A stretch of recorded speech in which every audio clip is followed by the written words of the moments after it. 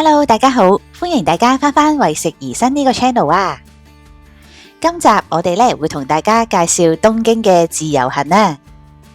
今次6月我哋嚟到東京，主要欣賞下繡球花喎。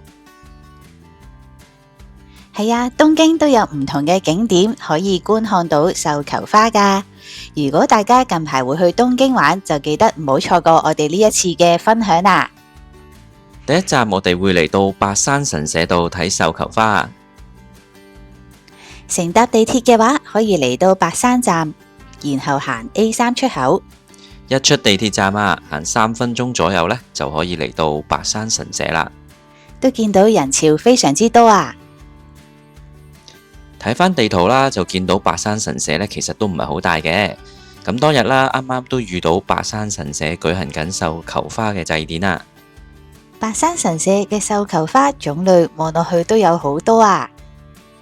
白色望落去睇起嚟都幾清雅，有啲近少少睇，原來係淡黃色嚟㗎。呢個位置仲可以影到鳥居同埋繡球花。當日仲係繡球花祭典嘅活動啊，都有表演活動可以欣賞。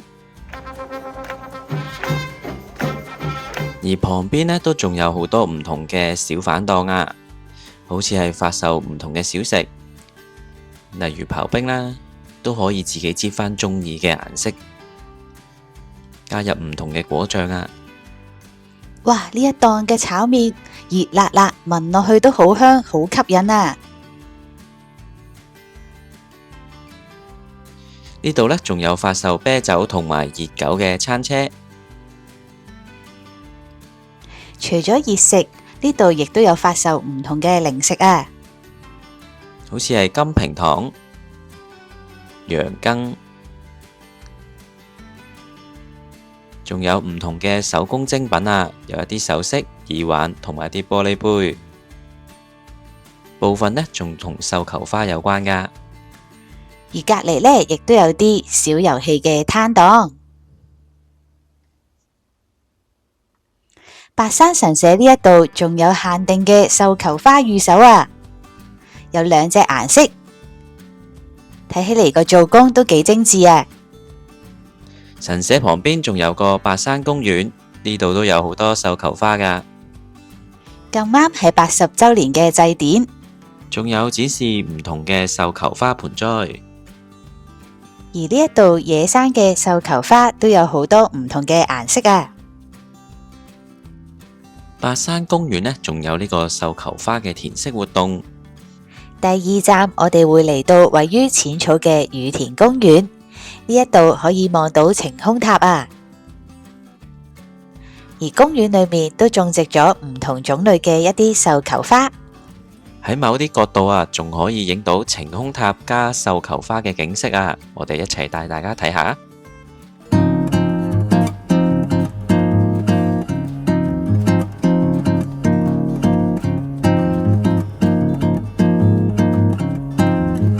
咁多款唔同嘅繡球花，大家又中意邊一款呢？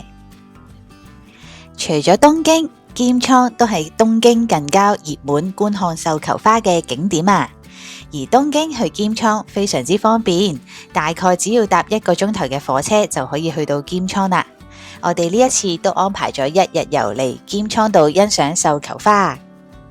首先呢，我哋嚟到北鎌倉站。咁火車站一出呢，行8分鐘左右就可以步行去到明月院噶啦。明月院本身係一座歷史悠久嘅寺廟嚟嘅，裏面嘅供奉主佛係聖觀音菩薩。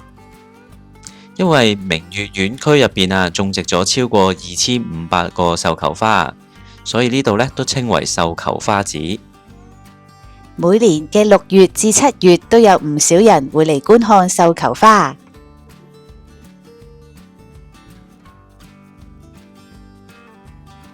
而呢一度繡球花嘅種類都有好多。影相嘅時候啊，記得呢就唔好用手接觸到繡球花啦。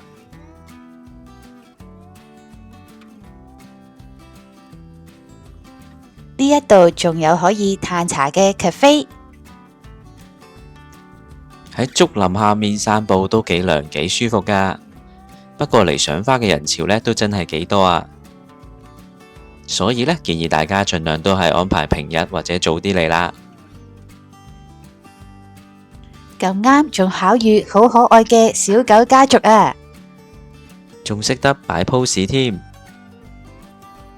下一站就會嚟到鶴崗八幡宮，呢一座係鎌倉最具代表性嘅神社之一啊！佢擁有超過800年嘅歷史。神社供奉嘅八幡大神呢，都係好多巫士嘅守護神啊！喺繡球花嘅季節嚟到八幡宮，仲可以見到呢一個花水手啊！即係將啲繡球花浸喺水上面。而八幡宮裏面仲有一大片蓮花池，不過6月呢，就未有太多花開啦。而八幡宮嘅入口前面商店街就可以直通去到鎌倉站。行咗咁耐，我哋喺商店街附近先嚟搵間餐廳食返個 lunch 先。呢一間銀座古村係日本東京非常著名嘅老字號洋食屋啊！出名係濃郁嘅咖喱同埋燉菜。我哋呢點咗2個必食嘅招牌菜啊，分別有海老炸蝦咖喱飯配奶油咖喱醬，同埋漢堡扒燉菜。套餐嘅話，只要加返637 yen 就有埋沙律同埋飲品。等咗一陣，個咖喱飯嚟到啦，配埋熱辣辣嘅奶油咖喱醬，仲有2隻炸到金黃酥脆嘅大蝦。個咖喱醬嘅味道食落去好濃郁啊！配埋外酥內脆大牙嘅炸蝦都幾好味，唯一係個飯底辣咗少少，加埋咖喱醬汁食真係越食越辣啊！再試埋呢度嘅漢堡扒燉菜啦，一擺上台呢，已經精緻到好似藝術品咁啊！加埋呢，佢有個好濃嘅燉肉醬汁啦，未食已經覺得好吸引啦。漢堡扒呢，好好味啊，食落去仲係熱辣辣噶，而且入口呢都仲有好多肉汁，肉質呢唔會話太硬啊。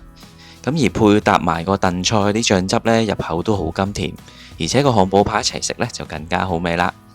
配菜仲有一啲西蘭花、椰菜花同埋薯仔。個套餐加埋沙律都好抵啊！個沙律勁大碗，而且個沙律汁食落去都幾清新啊！套餐呢仲包埋杯嘢飲啊！我哋試咗蘋果汁都幾甜，仲有支裝可樂。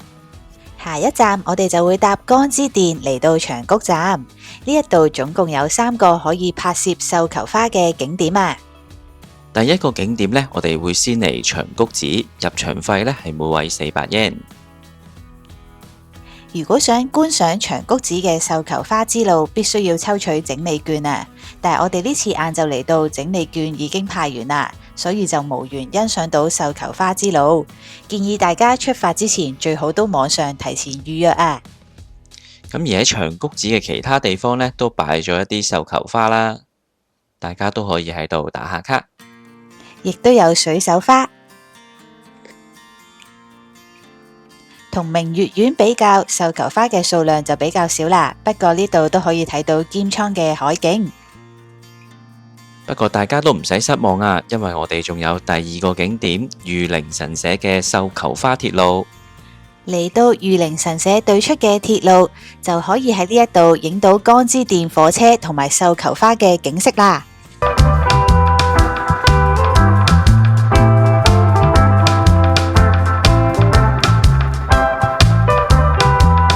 仲有我哋覺得最靚嘅打卡位置就係呢度嘅繡球花鐵路啦。跟我哋一齊嚟到呢個理髮店附近，都可以近距離影到江之電同埋繡球花。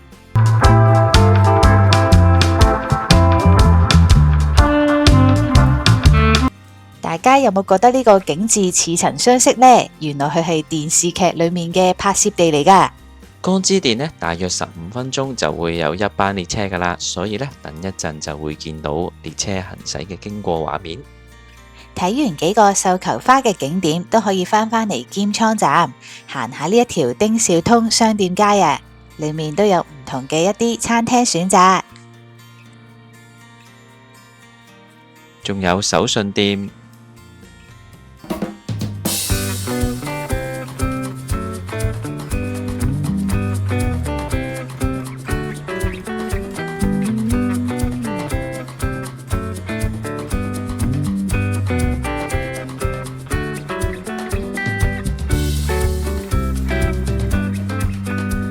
喺小叮通仲有好多唔同嘅小食鋪頭啊，我哋都買咗杯抹茶雪糕嚟食，味道都幾濃郁啊！仲喺呢一間金味處度買咗一盒蕨餅添。呢盒黃豆粉味道都好濃郁啊，入口即溶，正啊！我哋今日條片就到呢一度啦。如果大家都想知道我哋頻道最新嘅資訊，就記得 Like、Share 同埋 Subscribe 啦。